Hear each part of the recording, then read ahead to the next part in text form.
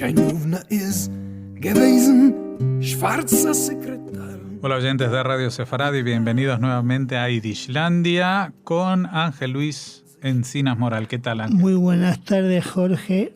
Muy buenas tardes, queridos oyentes. ¿Qué tal, Jorge? Muy bien, seguimos recorriendo la historia de los judíos del este de Europa, centrados últimamente también mucho en los judíos de la Unión Soviética, que son los más desconocidos, por lo menos para Occidente, pero que tuvieron un papel muy importante. Ya hemos hablado de personajes como Eitingon o Orlov, y los judíos también han estado durante bastante tiempo no solamente vinculados al Partido Comunista, sino también a los servicios secretos soviéticos, ¿no? Sí, evidentemente.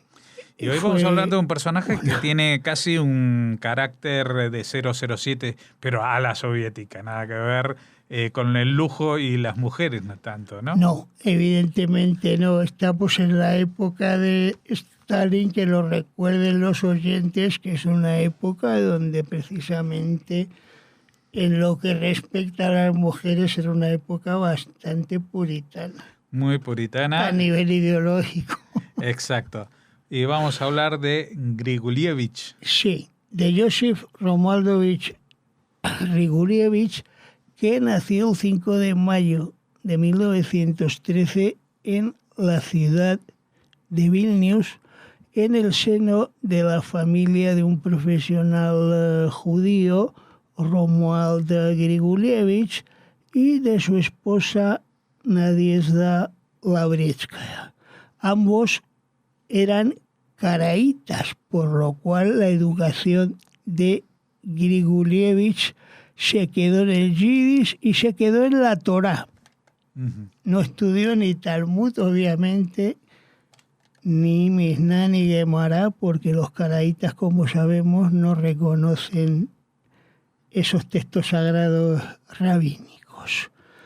Desde muy joven mantuvo unas inquietudes sociales bastante grandes y le encontramos ya en 1926, cuando estudiaba en el liceo, haciendo ya a la edad de 13 años propaganda comunista clandestina. Lituania, en estos momentos hay que decir que es una república independiente que se había separado de la Unión Soviética en el año 18, uh-huh, y cuya parte sur, curiosamente, donde estaba ubicada Vilna, la actual Vilnius, perteneció a Polonia hasta el año 39. Eso lo desconocía. O sea que en el año 18, a pesar de que Lituania era independiente, no incluía Vilnius. No, eso fue después. Uh-huh. O sea, yo creo que fue con la época soviética, uh-huh, cuando se pasó de Vilna a Vilno, y luego ya con la ocupación soviética de nuevo volvió a ser Vilnius en idioma lituano. Uh-huh. A los 17 años, Grigolievich ingresa en el Partido Comunista de Polonia, por esta misma razón. Y, curiosamente, también milita en paralelo en el Partido Comunista de Bielorrusia Occidental, que también pertenecía en estos momentos a Polonia. Claro. Con lo cual encontramos en Grigolievich una actividad bastante incesante que sale a la luz pública con el proceso que en marzo de 1933 se incoa a los miembros de esta última organización política que he mencionado en Polonia. Curiosamente, ese mismo año, en agosto, Grigolievich es expulsado de Polonia. Y 2 meses después, curiosamente, aparece matriculado en la Escuela de Ciencias Sociales de la Universidad de la Sorbona.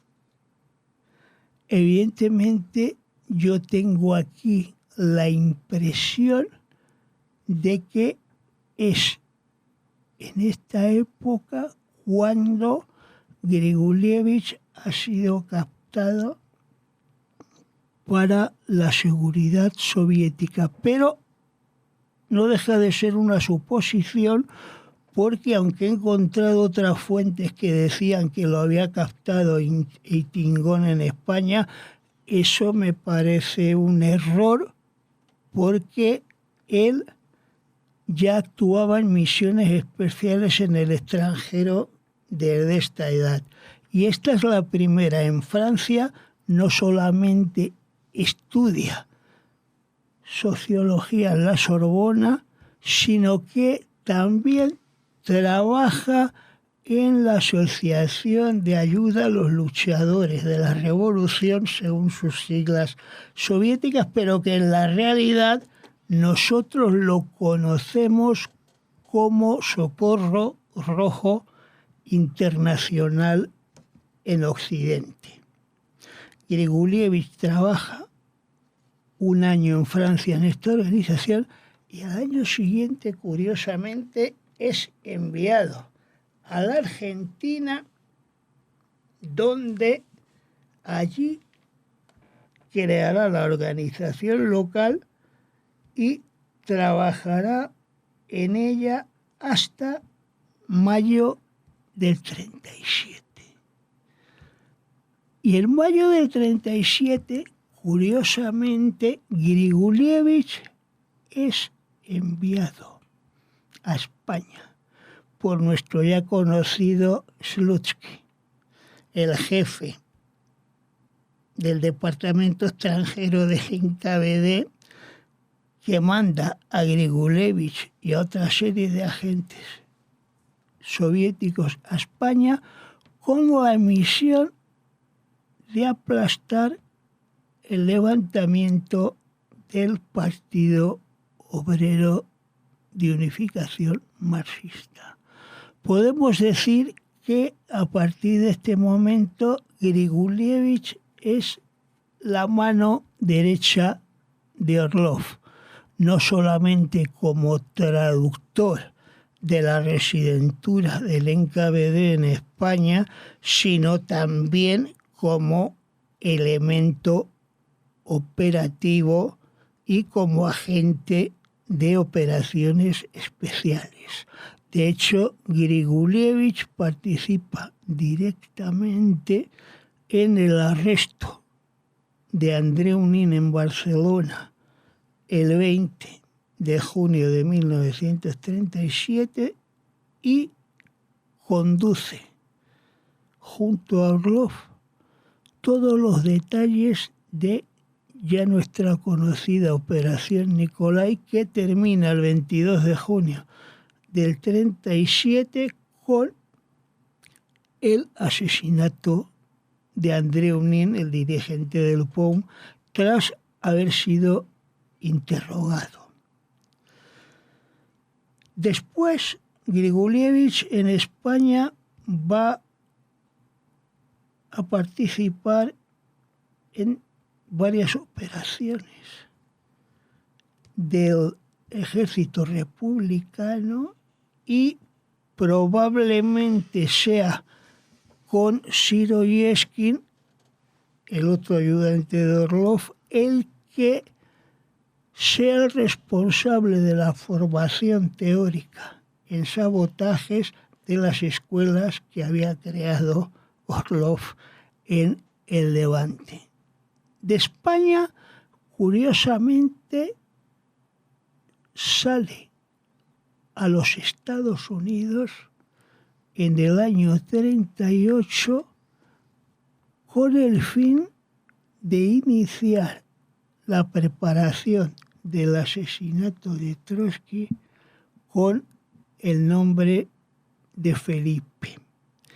Ese mismo año contacta en México con David Alfaro Siqueiros, el pintor famoso, partidario del realismo socialista soviético y militante comunista y estalinista, al cual había conocido en España y con el cual organizaría la primera tentativa de asesinato de Trotsky en mayo de 1940. Siqueiros estuvo...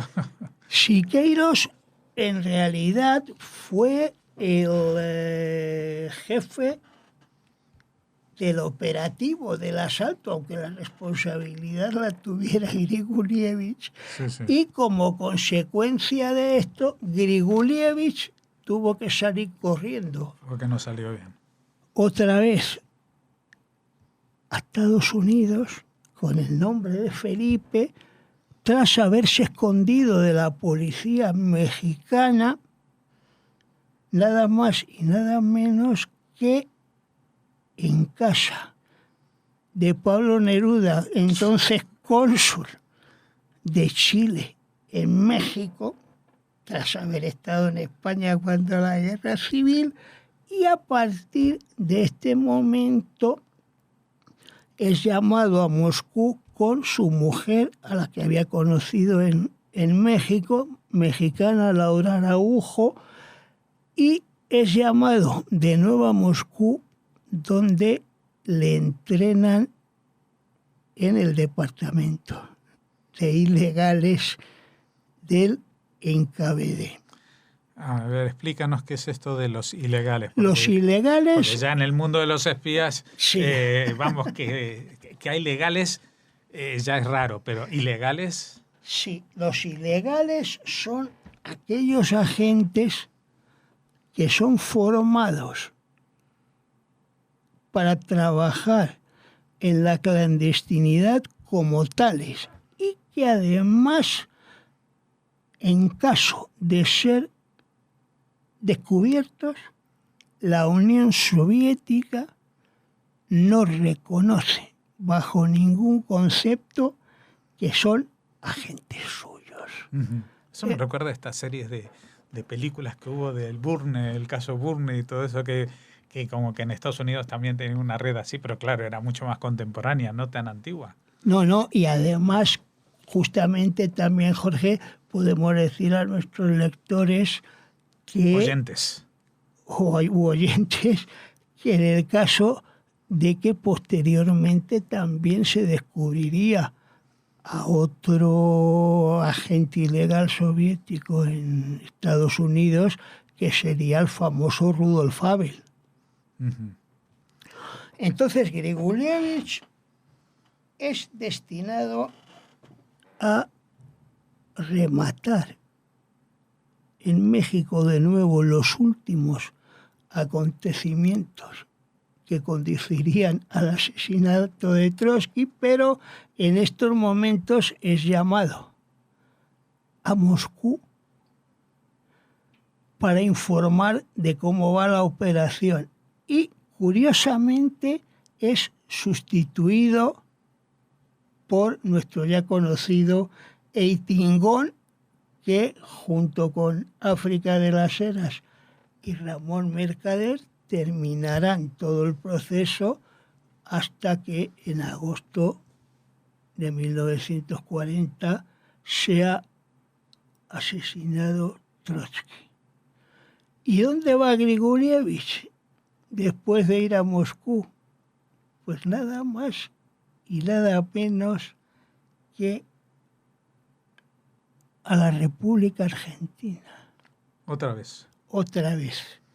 Un país neutral, pero que, como todos sabemos, mantiene muy buenas relaciones con la Alemania nazi, con el Portugal de Salazar y con la España de Franco. En Buenos Aires, Grigulievich empieza a organizar, por un lado, toda la red de espionaje del NKVD en Argentina, contando para ello con simpatizantes argentinos, miembros del Partido Comunista, que van a crear un grupo de sabotaje hacia los alemanes conocido como el Grupo D. El Grupo D tiene fundamentalmente la misión de hacer todo tipo de actos de sabotaje a los barcos que parten desde Argentina a Portugal y España, y de ahí van a la Alemania nazi llevando minerales estratégicos, entre ellos el wolframio gallego, con el cual Franco agradeció a Hitler el apoyo durante la guerra, y que curiosamente en el año 47 y 48 fue exportado a la Unión Soviética. Paradojas de la posguerra y de la política del entonces jefe del Estado español. Evidentemente, la actividad del Grupo D no pasó inadvertida ni a la policía argentina ni a los servicios secretos de aquel país, con lo cual la vigilancia empezó a extenderse sobre este grupo, y en el año 42 Grigolievich tuvo que bajar el ritmo de la acción, y en el 43 Grigolievich tuvo que reorganizar la red de espionaje, buena parte de la cual cayó el 29 de octubre del 44. Con lo cual, Grigolievich tuvo que coger todo el archivo de la residentura del NKVD en Argentina y se lo llevó a Buenos Aires, donde estaba ya destinada su amiga y compañera del NKVD, África de las Heras, a la cual conocía muy bien, como hemos visto en el proceso de la operación del asesinato de Trotsky. No sé si este es, Ángel, un buen momento para hacer una división en la vida de Grigolievich y seguir en una segunda parte. Yo creo que sí, porque esto podríamos decir que es en realidad el aperitivo de la carrera de agente ilegal soviético de Grigolievich. La segunda parte, puedo aventurar a los lectores que será mucho más interesante por todo el trabajo que lleva a cabo. Pues nada, ya saben, Grigolievich, este que parecía que iba para 007, pero acabó más en un caso Burne, como actuando totalmente de forma no reconocida ni siquiera por la Unión Soviética, pero por encargo directo del propio Stalin, evidentemente. Sí, evidentemente.